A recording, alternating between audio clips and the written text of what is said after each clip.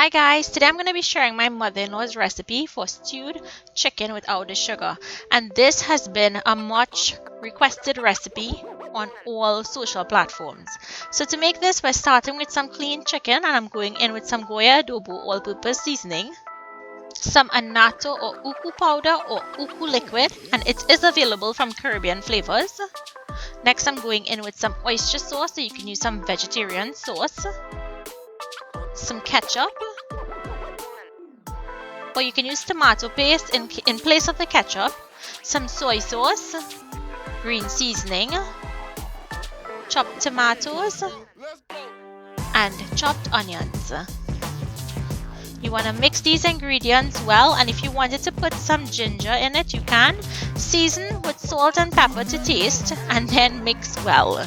You want this to incorporate well, and you want it to allow this to marinate for a minimum of 30 minutes, after which you'll put up a pot on medium heat and go in with some chili infused coconut oil from CGA Limited.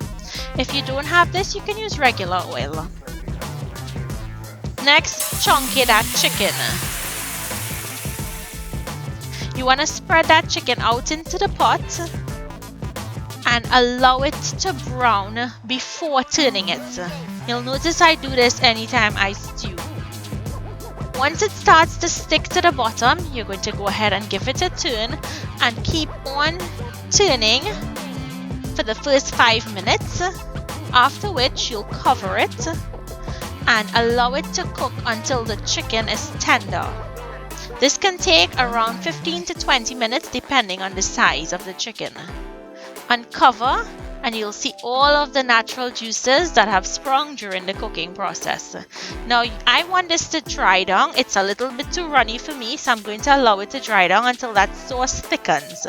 And here we have it. You can see how the sauce itself has started to thicken and coat the chicken and give it that beautiful color that stew is known for.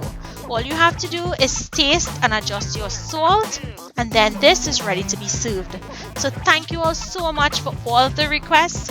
I tried it with the lime and I did not like it, so I'm not going to share that, but I will share a video showing you guys how the lime caramelizes. So I hope you guys enjoyed this recipe. Make it and let me know what you think.